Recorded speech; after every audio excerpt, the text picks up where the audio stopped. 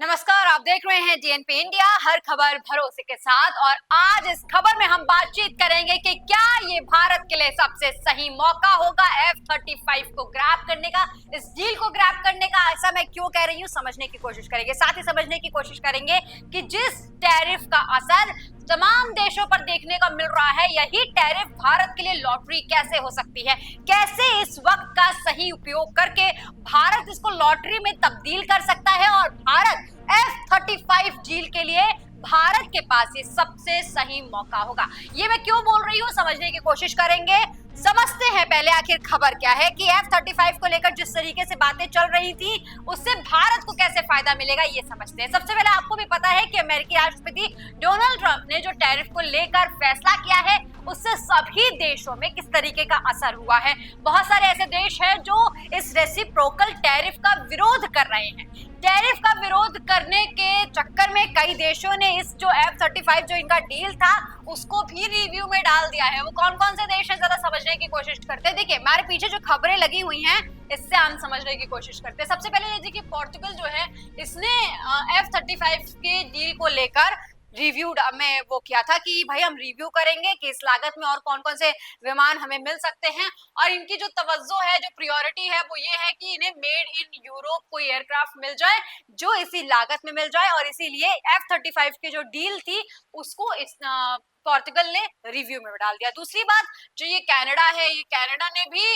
इस F-35 deal को review में डाल दिया था। क्यों डाल दिया था? हालांकि यहाँ पे जो खबर है वो बता रही है कि चेंजिंग जियोपॉलिटिक्स।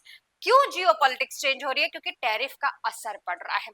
क्योंकि अमेरिकी राष्ट्रपति डोनाल्ड ट्रंप ने जैसे ही टैरिफ का ऐलान किया, ये देखिए मेरे पीछे आप देख पा रहे होंगे कि जब डोनाल्ड ट्रंप ने बोला था कि भाई मैक्सिको और जो कनाडा है इस पे हम 25% का टैरिफ लगाने जा रहे हैं। जो भी सामान मैक्सिको और कनाडा से हमारे देश में इंपोर्ट होंगे उन सभी सामानों पर 25% का टैरिफ लगेगा और 10% कैनेडियन एनर्जी पे लगेगा। इसके साथ ही चाइना पर 10% का एडिशनल टैरिफ यानी कि अतिरिक्त टैरिफ लगाया जाएगा। इस खबर के बाद से ये जो तमाम देशों से हमारे पास खबरें आ रही हैं, जैसे कि आप पोर्तुगल की बात देख लीजिए, आप कनाडा की बात देख लीजिए, इन तमाम देशों ने इस चीज को लेकर रिव्यू में डाल दिया था F-35 डील को लेकर। अब देखिए दोस्तों, हालांकि इस टैरिफ को लेकर बहुत सारे देशों ने बहुत अलग अलग तरीके की प्रतिक्रियाएं दी हैं। अगर मैं पोर्तुगल की बात करूं तो इसने F-35 डील को रिव्यू में डाल दिया। कनाडा की बात करूं तो इसने भी F-35 डील को रिव्यू में डाल दिया है। यहाँ अगर मैं चाइना की बात करूं तो चाइना ने भी जवाबी कार्यवाही करते हुए अमेरिका पर 10 से 15% का जो टैरिफ है वो लगाने का ऐलान किया था। यहाँ पर आप खबरों में देख पा रहे होंगे कि चीनी वित्त मंत्रालय ने मंगलवार यानी कि 4 फरवरी को अमेरिकी उत्पादों पर 10 से 15% टैरिफ लगाने की फैसले की जानकारी दी है। मतलब यहाँ पर आपने टैरिफ लगाने की जानकारी दी, वहां पर तो पोर्तुगल, यहाँ पे कनाडा, इन दोनों ने देशों ने F-35 डील को जो है वो रिव्यू में डाल दिया। और यहाँ पर चीन में जो अमेरिकी उत्पाद आते थे, इंपोर्ट हुआ करते थे, उस पर 10 से 15% टैरिफ लगाने की जानकारी दे दी गई। अब चीन ने अमेरिका के इंपोर्ट होने वाले कोयला, एलएनजी और इसके साथ ही साथ कच्चे तेल, कृषि उपकरण, पिकअप ट्रक, उच्च उत्सर्जन वाली गाड़ियां, इन सब पे 10% टैरिफ लगाने की घोषणा की है। इसके साथ ही जो कोयला है या एनएलजी है, इस पर 15% टैरिफ लगाने की घोषणा की है। इसके साथ ही इस और एक चीज देखिए यहाँ पर, क्योंकि ये टैरिफ से जुड़ा मामला नहीं है लेकिन कहीं ना कहीं हमारे F-35 डील से जुड़ा मामला है, इसलिए इसे भी समझने की कोशिश करेंगे। यहाँ पर जो मेरे पीछे आप तस्वीर देख पा रहे होंगे, इसमें लिखा हुआ है will Germany cancel F-35 deal with US. ये मैं क्यों कह रही हूँ? क्योंकि जर्मनी ने भी ये जो किल स्विच है इसको लेकर आशंकाएं जताई थी। हालांकि किल स्विच क्या है ये मैंने आपको पहले भी बताया था। जैसे जर्मनी जो अमेरिका है ना, ये अपने फाइटर जेट्स को लेकर, टेक्नोलॉजी को लेकर बहुत सशक्त रहती है, बहुत ही उसका टेक्नोलॉजी ट्रांसफर से अमेरिका बहुत ही कतराता है। ये हम जानते हैं कि इसी वजह से बहुत सारी डील्स नहीं होती है अमेरिका के साथ, क्योंकि ये टेक्नोलॉजी ट्रांसफर नहीं करना चाहता है। दूसरी चीज, अब टेक्नोलॉजी की बात आती है तो जर्मनी ने आशंका जताई थी कि हो सकता है कि F-35 में किल स्विच हो। किल स्विच क्या मतलब? मान लीजिए कि आपने F-35 ले लिया, ठीक है, आप उसे ऑपरेट भी कर रहे हैं, सारी चीजें कर रहे हैं, लेकिन यहाँ पे जो डर जताया जा रहा है वो ये कि क्या पता कि अमेरिका के पास इसका पावर हो सकता है ये किल स्विच जो है इसके जरिए उस पूरे मतलब जो उड़ान भरी जा रही है या जो भी ऑपरेशंस वो कर रहा है उसको रद्द किया जा सके। वो ये टेक्नोलॉजी बेसिकली आपको ये अलाउ करती है कि आप किसी जगह बैठकर किसी ऑपरेशंस को खत्म कर दे या रद्द कर दे, ये किल स्विच का काम है। तो यहाँ पर समझिए कि जो जर्मनी है उसने इस किल स्विच को लेकर डर जताया था और इसी वजह से ये जो तमाम चीजें हमारे पीछे दिख रही हैं इसके वजह से भारत को कैसा फायदा होगा ये हम समझने की कोशिश करेंगे, क्योंकि इस डील को अगर कैंसिल किया जाता है तो ये भारत के लिए बड़ा मौका हो सकता है और अमेरिका को इससे बड़ा झटका लग सकता है। क्यों लग सकता है? क्योंकि जानते ही होंगे आप, जब कोई ऑर्डर देता है तो उस हिसाब से तैयारियां होती हैं, उस हिसाब से प्रोडक्शन होता है और अगर आप इस तरीके से कैंसिल कर देंगे डील तो प्रोडक्शन जो है वो उनका बेकार हो जाएगा। प्रोडक्शन कॉस्ट ऑलरेडी लग चुका है, वो बेकार हो जाएगा। इसलिए अमेरिका को बड़ा झटका लग सकता है और भारत को कैसे फायदा हो सकता है ये हम समझने की कोशिश करेंगे। देखिए, दुनिया के सबसे ताकतवर फाइटर जेट्स में से एक है F-35, ये हम सब जानते हैं और इसी को खरीदने के लिए कनाडा, पुर्तगाल, तुर्की, जर्मनी और स्विट्जरलैंड जैसे देशों ने डील की हुई थी। कौन कौन से देश थे वो जिसने डील की हुई थी? सबसे पहले कनाडा की मैं बात कर रही हूँ, फिर पोर्तुगल है, फिर तुर्की है, फिर जर्मनी है, फिर स्विट्जरलैंड है। आपको भी पता है कि हमने बहुत सारी खबरें की हुई हैं जिसमें बताया कि F-35 कितना ताकतवर है और ये सिर्फ नेटो देशों के पास ही है और उसके बाद चुनिंदा कुछ देशों के पास है। और इसी F-35 की डील भारत के सामने प्रस्तावित की गई थी जब प्रधानमंत्री नरेंद्र मोदी अमेरिकी दौरे पे थे और खुद ट्रंप ने की थी। तो ऐसे में जो रेसिप्रोकल टैरिफ लगाया है अमेरिका ने, इसके वजह से बहुत सारे देश सोचने पर मजबूर हो गए हैं, जैसा कि मैंने आपको खबरों में ही बताया है।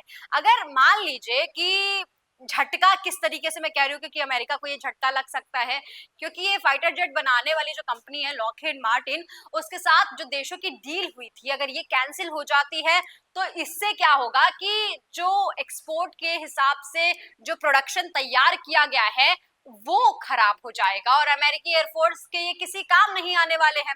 अगर ऐसे हालात बनते हैं तो कंपनी को ये जो फाइटर जेट है वो बहुत ही सस्ते दामों पर बेचने पड़ सकते हैं और ऐसी स्थिति में भारत के लिए ये एक फायदेमंद सौदा हो सकता है। ये फायदेमंद सौदा हो सकता है और इसीलिए मैं पूछ रही थी आपसे कि क्या ये भारत के लिए सबसे अच्छा मौका होगा F-35 डील करने के लिए। दोस्तों, आप कमेंट सेक्शन में लिखकर मुझे जरूर बताइएगा कि क्या भारत को इस समय ये सही समय है F-35 डील करने का। क्योंकि अगर मैं डिफेंस डॉट की इनकी खबरें मानती हूँ तो जैसे मैंने आपको बताया था कि ये तमाम जो देश है, ये जो 5 देश हैं, इन्होंने ऑलरेडी ऑर्डर किया हुआ था। किन किन देशों ने कितने कितने ऑर्डर किया ये भी समझिए। कनाडा ने 2023 में करीबन 88 F-35 फाइटर जेट्स का ऑर्डर किया हुआ था और इनकी सप्लाई जो है वो 2026 से शुरू भी होने वाली थी। और इसी तरीके से पोर्तुगल जो है उसने 24 फाइटर जेट्स को ऑर्डर किया हुआ था।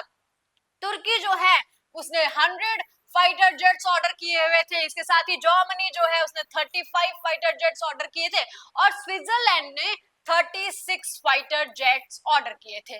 अब आप सोचिए कि यहाँ पर 88 है, यहाँ पे 24, 100, 35, 36 और ये जो है पोर्तुगल जो है ये वाला जो है ये भी रिव्यू में डाला हुआ है और इसके साथ ही जो कनाडा है ये भी रिव्यू में डाला हुआ है और इसके साथ ही जर्मनी जो है ये भी सोच विचार कर रहा है इस फैसले को लेकर। तो अब ऐसे में ये जो 3 चीजें हैं ना, ये भारत के लिए मौका हो सकते हैं। देखिए, 88 फाइटर जेट्स यहाँ पे हैं, 24 फाइटर जेट्स यहाँ पे हैं, 35 फाइटर जेट्स यहाँ पर हैं। अगर इन तीनों डील में कुछ होता है, अगर कैंसिल होती है तो ये जो 3 सेगमेंट्स के फाइटर जेट्स हैं ये भारत को आसानी से मिल सकते हैं, कम दामों पे मिल सकते हैं और इसीलिए मैं कह रही थी कि ये सही मौका हो सकता है भारत को F-35 लेने का। अब देखिए, एक तरफ तो अमेरिका का ये जो टैरिफ हमला है और दूसरी तरफ ये जो यूक्रेन रूस का जो युद्ध चल रहा है इसकी वजह से बहुत सारी चीजें चल रही हैं। तो ऐसे में भारत के लिए बहुत फायदेमंद डील हो सकती है F-35। क्यों हो सकती है और क्या क्या खासियत है इस पर भी बातचीत करेंगे। देखिए, सबसे बड़ी बात यह है कि अमेरिकी कंपनी जो है लॉकहीड मार्टिन उसने F-35 का प्रोडक्शन का जो कॉस्ट है वो लगा दिया है और 2025 तक इसने दुनिया में करीबन 1100 से ज्यादा फाइटर जेट्स की सप्लाई भी कर दी है। तो ऐसे में अगर इन देशों ने अमेरिका के साथ F-35 फाइटर जेट्स की डील कैंसिल की तो इसका फायदा सीधे तौर पर भारत को मिल सकता है।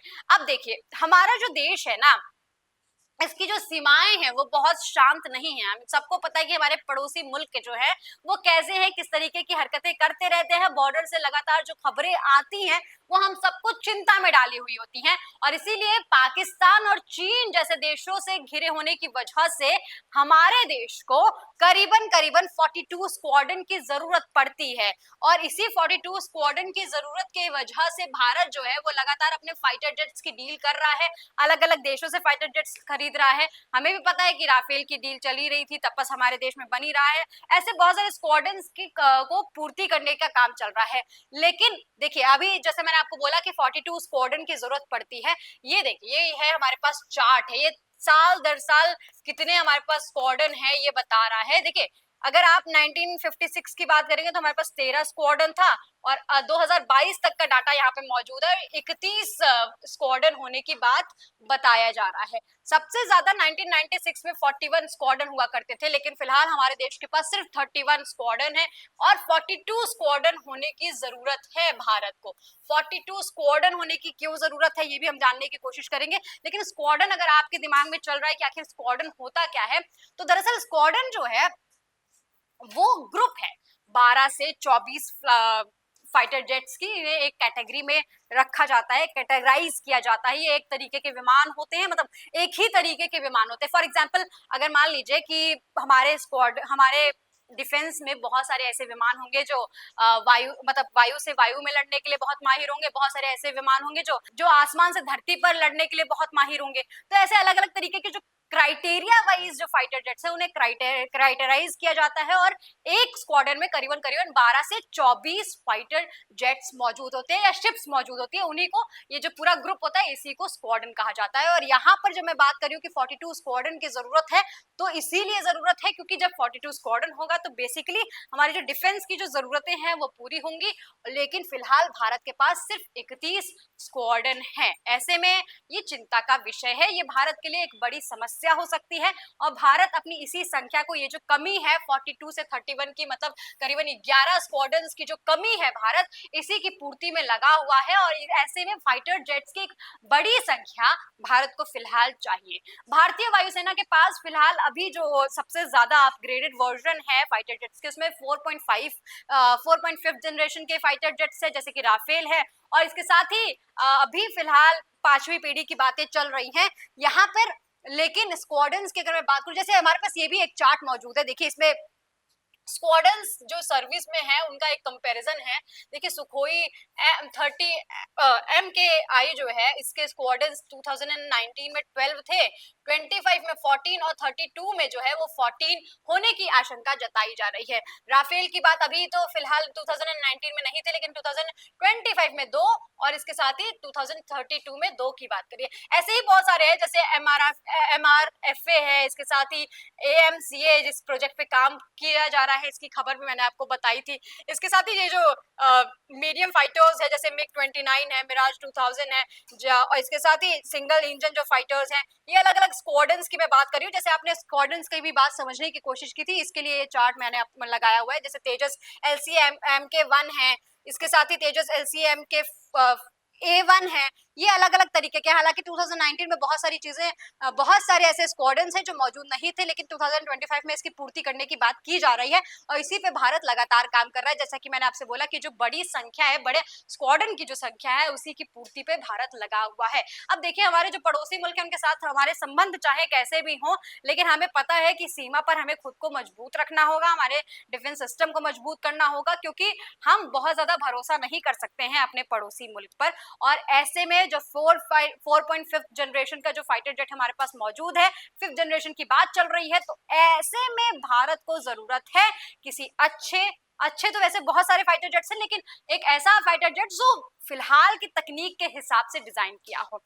पाकिस्तान ने भी फिलहाल जो क्या कहते हैं, चीन का जो 5th जनरेशन का फाइटर जेट है J-35, उसे खरीदने की बातचीत चल रही है। और चीन के पास तो हमें पता ही है कि 5th जनरेशन का फाइटर जेट है। तो जब दोनों ही देशों के पास, दोनों ही पड़ोसी मुल्कों के पास 5th जनरेशन के फाइटर जेट्स हैं, तो हमें भी अपने स्क्वाड्रन को और ज्यादा अपग्रेड करने की जरूरत है। और इसीलिए मैं कह रही हूँ कि जो संख्या है उसे भी मजबूत करने की जरूरत है, और साथ ही साथ जो जनरेशन वाइज फाइटर जेट्स है, जो अपग्रेडेड फाइटर जेट्स है, उन्हें भी खरीदने की जरूरत है। अब फिलहाल अगर 200 फाइटर जेट्स की जरूरत है, तो ऐसे में बहुत सारे फाइटर जेट्स जो होंगे उसमें 4.5 जनरेशन के फाइटर जेट्स की खरीद हो सकती है, और इसके साथ ही 5th जनरेशन की भी फाइटर जेट्स की खरीद हो सकती है। इसी पे भारत विचार कर रहा है, लेकिन भारत सबसे ज्यादा विचार ये है कर रहा है कि स्वदेशी फाइटर जेट्स खरीदा जाए, उनकी प्राथमिकता दी जाए, उनको बनाया जाए, और इसके लिए हिंदुस्तान एरोनॉटिक्स लिमिटेड यानी कि HAL और DRDO लगातार काम कर रहा है। तेजस पे काम किया जा रहा है। MK1A फाइटर जेट जो है उसके प्रोडक्शन को शुरू भी कर दिया गया है। ये 4.5 जनरेशन का विमान है। इसके साथ ही HAL ने अपने लड़ाकू विमान को भी डेवलप करने की कोशिश की है और 2030 तक इसे बनाए जाने की संभावना जताई जा रही है। भारत के पास दो ऑप्शन है फिलहाल की मैं बात करूं, क्योंकि यहाँ पर F-35 की बात चल रही है। तो F-35 क्यों इतना इंपॉर्टेंट हो जाता है, क्योंकि इसके जैसे 3 वेरिएंट हैं, ये आपके सामने मौजूद होगा। F-35A, F-35B, F-35C, और ये तीनों ही वेरिएंट अलग अलग मामलों में बहुत बेहतर है। जैसे कि लेंथ की मैं बात करूँ तो ये 51.4 फीट का है, ये 51.2 फीट का है, ये 51.5 फीट का है, और इसके साथ ही हाइट और विंग स्पेन भी जो है वो भी इनके मैटर करते हैं। और इसके साथ ही जो पेलोड है, यहाँ पर आप देख सकेंगे जो 35A है इसका 8,100 किलोग्राम जो है ये पेलोड इसका है। इसके पास जो है वो करीबन 6800 का है, और यहाँ पर जो 35C है उसके पास 8100 किलो का पेलोड है। इसके साथ ही स्पीड भी मैटर करती है, स्पीड इन तीनों की सेम है हालांकि। तो ऐसे में ये जो तीनों ही फाइटर जेट्स हैं ये तीनों ही भारत के लिए इंपॉर्टेंट हो सकते हैं। हालांकि F-35 कितना मजबूत है, कितना शक्तिशाली है, क्या कुछ कर सकता है, इसके लिए मैंने एक अलग से वीडियो बनाई हुई है, लिंक आपको डिस्क्रिप्शन में मिल जाएगा। वहां आपको F-35 के बारे में सारी डिटेल मिल जाएंगी। इसको मैंने बहुत डिटेल में समझाया हुआ है। लेकिन यहाँ पर बात अगर मैं F-35 की बात करूं तो ये भारत के लिए बहुत इंपॉर्टेंट हो जाता है, और इसीलिए भारत F-35 पर विचार कर रहा है। लेकिन अभी फिलहाल अगर मैंने जैसा बोला कि 42 स्क्वाड्रन की जरूरत है और भारत के पास सिर्फ 31 स्क्वाड्रन्स हैं, तो ऐसे में भारत जरूरी है कि फिलहाल, क्योंकि जैसे देखिए भारत बिल्कुल बनाने का काम कर रहा है, प्रोडक्शन हाउस को मजबूत करने का काम कर रहा है, प्रोडक्शन बहुत तेजी से हो रही है, लेकिन वो कब आएंगे? 2030 के बाद आएंगे, या फिर 35 के बाद आएंगे, या फिर हो सकता है कि 38 में बनकर तैयार हो। तो ऐसे में इतना जो वक्त है उसके लिए भी भारत को मजबूत होना पड़ेगा। बाई चांस, भगवान न करे, बाई चांस अगर कोई हमला हो जाता है तो क्या हम कहेंगे कि भाई दुश्मन रुक जाओ, अभी हमारा जो फाइटर जेट है वो बन रहा है, उसमें प्रोसेस बहुत तेजी से चल रहा है, 35 तक वो हमारे स्क्वाड्रन्स में शामिल हो जाएगा, तब हम लड़ने के लिए मौजूद रहेंगे? नहीं, ऐसा नहीं बोलते हैं ना हम। हमें पता है कि उस वक्त जवाबी कार्यवाही करनी होती है, और उसके लिए भारत के डिफेंस को और मजबूत करने की जरूरत है। तो मैं जब कह रही हूँ कि भारत के पास दो ऑप्शंस मौजूद हैं, तो उसमें वो ये दो ऑप्शंस हैं। जैसा कि हमें पता है कि जब अमेरिकी दौरे पर गए हुए थे प्रधानमंत्री नरेंद्र मोदी, तब राष्ट्रपति डोनाल्ड ट्रंप की तरफ से इस F-35 डील को लेकर प्रस्ताव किया गया था, और दूसरी तरफ जो रूस है वो भी अपने इस S-57 के डील के लिए ऑलरेडी भारत को ऑफर कर चुका है। तो ये दो ऑप्शन हमारे पास मौजूद है। हालांकि इसकी क्या ताकत है, इसकी क्या ताकत है, इसके लिए मैंने एक अलग से वीडियो बनाई हुई है। भारत किस पर ज्यादा उम्मीद जता सकता है, क्योंकि रूस के साथ हमारा रक्षा सहयोग बहुत मजबूत है और इस पर हम काम करते रहे हैं हमारे डिफेंस सिस्टम के लिए। ये जो रूस के साथ अगर कोई डील होती है तो शायद क्योंकि हमने इनका फाइटर जेट चलाया हुआ है तो भारत को आसानी हो सकती है। लेकिन F-35 का मुकाबला बहुत ही कम फाइटर जेट्स कर पाएंगे, इसीलिए भारत जो है वो F-35 के डील की सोच रहा है। लेकिन सवाल ये है कि दोस्तों, जब कनाडा की तरफ से, जर्मनी की तरफ से, इसके साथ ही पोर्तुगल की तरफ से, इन तीनों ही देशों की तरफ से जो F-35 है उसका जो डील है वो रिव्यू में डाला जा सकता है, कैंसिल होने तक की संभावना जताई जा रही है। तो ऐसे में जो वहां पर प्रोडक्शन हुआ होगा, जिसका सप्लाई माना जा रहा था कि 2026 से शुरू हो जाएगा, वो वहां पर मौजूद होगा और ये शायद सही मौका होगा भारत को F-35 डील ग्रैब करने के लिए। दोस्तों, आप जरूर लिख के मुझे बताइएगा कि क्या भारत को इस वक्त F-35 डील को ग्रैब करना चाहिए। कमेंट सेक्शन में अपना जवाब जरूर दीजिएगा। जो तमाम अहम डिटेल थी वो हमने आपको बताने की कोशिश की। ऐसी और खबरों के लिए देखते रहिए DNP इंडिया, हर खबर भरोसे के साथ।